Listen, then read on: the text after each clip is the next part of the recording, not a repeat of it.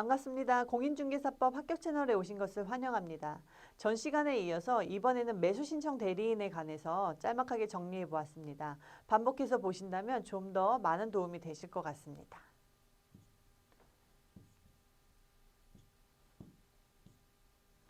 처음으로는 대상물입니다. 대상물로는 토지, 건물, 그리고 임목, 공장재단, 광업재단이 있습니다. 중개대상물과 동일합니다. 그리고 등록 대상은 개업공인중개사, 법인인 개업공인중개사가 등록 대상입니다.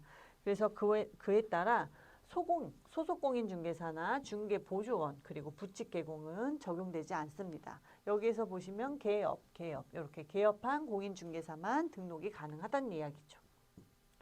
매수신청 대리건의 범위입니다. 그러면 이 매수신청 대리인을 등록하게 되면 나는 어디까지 대리건을 행사할 수 있는지 그 범위에 대한 이야기인데요.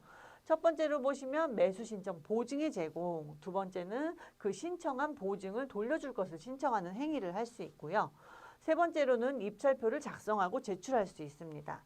네 번째는 공유자 우선 매수 신고할 수 있고요.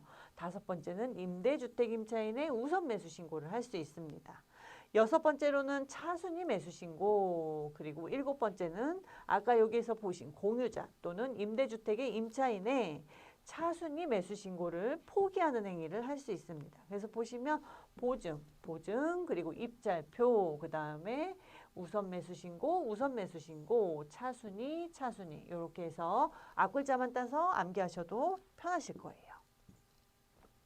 그 다음에 대리행위의 방식이에요. 그러면 이 대리건의 범위를 가지고 어떤 방식으로 해야 되는지에 관한 이야기인데, 보시면 본인의 인감증명서가 첨부된 위임장과 대리인 등록증 사본을 가지고 경매에 직접 출석을 하게 되는 겁니다. 이때 혹시라도 같은 날 같은 장소에 동시에 할 경우에는 하나의 서면으로 가름할 수 있습니다. 그 다음에 법인인 개업공인중개사는 대리건을 증명하는 문서, 아까 여기에서 얘기한 본인의 인감증명서가 첨부된 위임장과 그리고 대리인 등록증 사본, 거기에 대표자의 자격을 증명하는 문서, 법인인 등기사항 증명서를 이야기하겠죠. 그래서 요것들을 가지고 직접 출석하고, 마찬가지 같은 날 같은 장소에서 동시에 행하여지는 것은 하나의 서면으로 가름할 수 있습니다. 그 다음 매수신청 대리인의 등록인데요. 등록을 할 때는 지방법원의 장, 이렇게 지방법원의 장, 중개사무소 관할하는 지방법원의 장, 여기에다 등록을 신청하게 됩니다.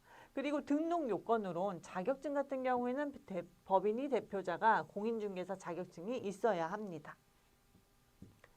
그리고 실무교육을 이수하셔야 되는데, 이 실무교육은 경매에 관한 실무교육이에요. 그래서 보시면 등록 신청 1년 안에 실무교육을 이수해야 되고, 그리고 법원의 행정처장이 지정하는 교육기관에서 실무교육을 받으셔야 됩니다. 또한 교육시간은 여기 32시간에서 44시간 이내로 진행이 됩니다. 그래서 보시면 등록은 지방법원의 장에게 등록을 하고, 실무교육 같은 경우에는 여기 보시면 법원의 행정처장이 지정하는 곳에서 해요. 그래서 요거 많이 헷갈려들 하시는데 요 차이점 보시고 잘 숙지하시면 될 것 같습니다. 그 다음에 세 번째로는 이제 보증보험에 관한 이야기인데요. 보증보험을 들거나 공제 혹은 공탁을 드는데 공탁을 하시게 되는데, 법인 같은 경우에는 법인 개업공인중개사는 2억 원 이상, 분사무소 같은 경우에는 1억 원 이상, 그리고 개업공인중개사는 1억 원 이상. 그래서 이것도 잘 숙지하시면 될 것 같아요. 그리고 제일 중요한 건 아까 얘기한 등록은 지방법원의 장한테 하지만, 여기 보시면 실무교육 이수는 법원 행정처장. 요거 시험 문제에서 좀 간혹 이렇게 많이 비추기 때문에 잘 숙지하시면 될 것 같습니다. 그럼 매수신청 대리인이, 그리고 네 번째로는 결격 사유가 없어야 돼요. 아까 얘기한 자격증, 그리고 그 다음에 이수증, 그 다음에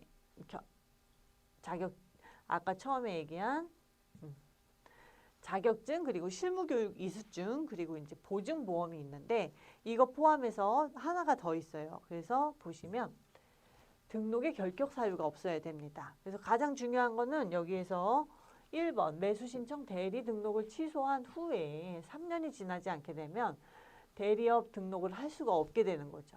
마찬가지. 근데 중개업으로 인해서 폐업을 했을 경우에 중개업을 폐업해서 피치 못하게 대리업도 등록 취소가 된 경우 같은 경우에는 제외됩니다. 왜냐하면 대리업으로 인해서 무언가 사고를 치고 이런 게 없잖아요. 그렇기 때문에 피치 못할 사정에 의해서 그냥 중개업이 폐업했기 때문에 대리업이 같이 취소가 됐을 경우에는 매수 신청 대리인 등록의 결격 사유에서 이렇게 제외가 되게 됩니다.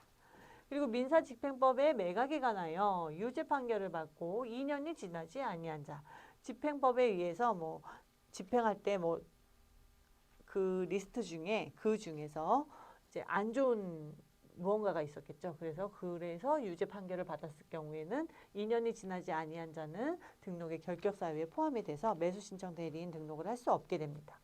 세 번째는 매수 신청 대리 업무 정지 처분을 받고 폐업을 한 거예요. 그래서 업무 정지 처분을 대리업의 업무 정지 처분을 받고 업무 정지 기간 중에 있는 자 같은 경우에도 마찬가지 결격 사유에 포함이 됩니다.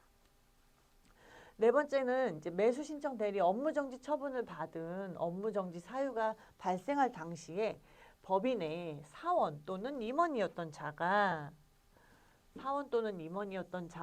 자로서 업무 정지 기간 중에 있는 자 또는 여기 4번 여기 위에 있는 4번의 결격 사유에 해당하는 자가 임원 또는 사원으로 있는 법인인 개업공인중개사 같은 경우에는 결격 사유에 포함되기 때문에 매수 신청 대리인의 등록을 할 수가 없게 되는 거죠. 그리고 나면 이제 등록증을 교부를 해주게 됩니다. 그래서 지방법원의 장이 등록증을 교부를 해주게 되는데 이때 매수 신청 대리 등록을 하신 개업공인중개사, 법인인 개업공인중개사 같은 경우에는 등록증 등의 게시의 의무가 있어요. 그래서 매수 신청 대리인 등록증을 게시해야 되고 그 대리 신청에 매수 신청 대리에 대한 보수, 요율표를 게시하셔야 되고 그 다음에 보증 설정, 아까 얘기한 그 보증보험 혹은 공탁, 공제에 가입한 그 보증 설정을 증명할 수 있는 서류를 게시를 하셔야 합니다. 그래서 보시면 매수 신청 대리 행위 절차에 대한 이야기인데요. 이제 처음에 A라는 이제 사람이 와서 위임을 한 거예요. 의뢰를 했겠죠. A가 이렇게 등록한 법인이나 아니면 개업한 개업공인중개사한테 이제 의뢰를 하는 거죠. 그래서 나는 돈은 얼마 정도 있고 뭐를 사고 싶다. 경매 물건 뭐 좋은 거 있냐? 뭐 이러면서 이제 얘기를 한 거죠. 그럼 이때 등록한 법인 개업공인중개사나 개업공인중개사는 그 물건에 대해서 확인, 설명해 줄 의무가 있습니다. 그렇게 해서 이렇게 확인 설명을 해주면 보통 확인 설명이 뭐 토지 건물에 대한 이야기나 등기부나 뭐 이런 것들을 제시하면서 확인 설명을 해주게 되죠. 그렇게 하고 나면 사건 카드를 작성하고 그러니까 사건 카드 혹은 고객 카드를 작성을 하고 이 의뢰한 A의 주소나 성명 등을 얘기합니다. 작성을 하게 됩니다. 또한 이때 보수액에 대해서 보수는 얼마고 이러면서 얘기를 해 주셔야 돼요. 그 다음에 서명 날이 난 후에 5년 동안 보존을 하게 되는데 이때는 교부는 하지 않습니다. 그 다음에 이제 이 의뢰하신 분이 이제 곰곰이 이제 확인 설명을 다 물건에 대해서 설명을 받고 가셨잖아요. 그러면 정말로 하겠어요라고 이제 생각이 들게 되면 이제 위임장을 주겠죠. 개업공인중개사나 법인인 개업공인중개사한테 위임장을 줬을 경우에는 이제 위임 계약이 체결되는 거죠. 그래서 위임 계약이 체결됐을 경우에는 이 등록한 공인중개사가 매수 신청 대리인이 확인 설명서를 이번에는 서면으로 작성을 하게 되는 거예요. 그렇게 하고 나서 서명 날이 난 후에 이제 교부를 하게 되는 거죠.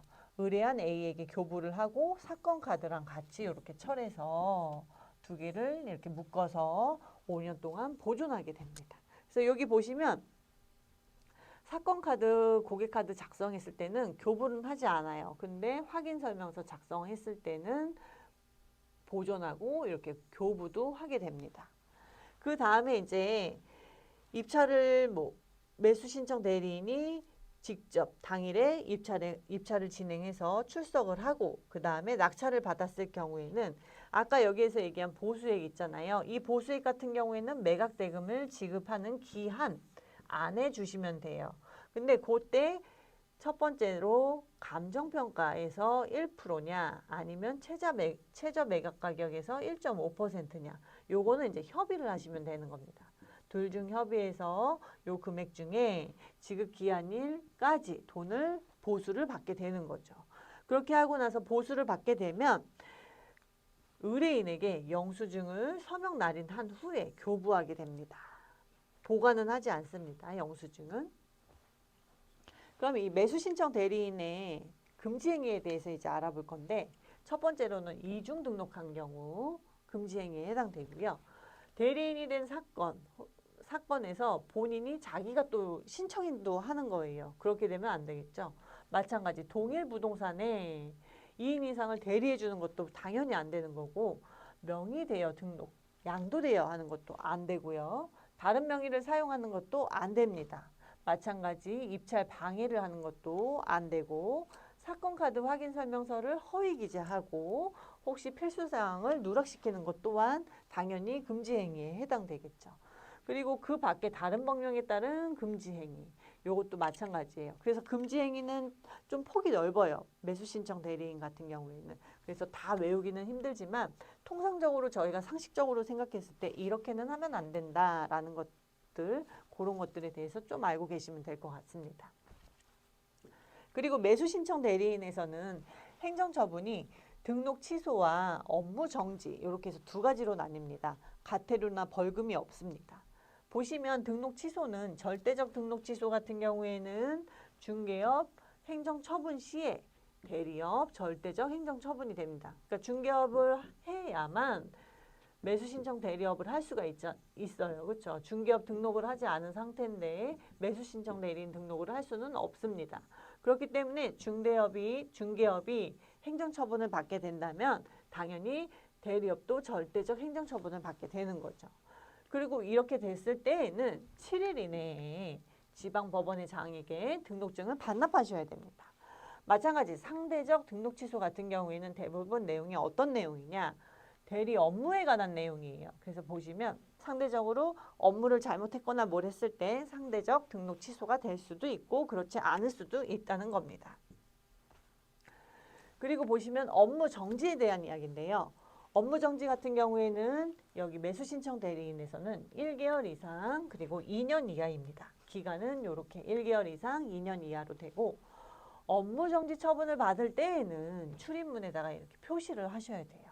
그래서 그거 잘 알고 계시고 과태료나 벌금은 없다는 거. 아까 얘기했듯이 그거 잘 아세요. 그래서 업무 정지는 얘기하면 숫자는 1개월 이상, 2개월 이하, 2년 이하가 나오게 될 것 같고 그리고 출입문에 표시한다. 이렇게 해서 포인트 알고 계시면 됩니다. 자, 이렇게 해서 매수 신청 대리인에 대해서 이제 짤막하게 정리를 해 보았어요. 많은 도움이 되시길 바라고요. 이렇게 보시면 콕 찍어도 정답이 될 수 있도록 정말 여러분 열심히 하셔서 충분히 좋은 결과 얻으시길 바랍니다. 감사합니다.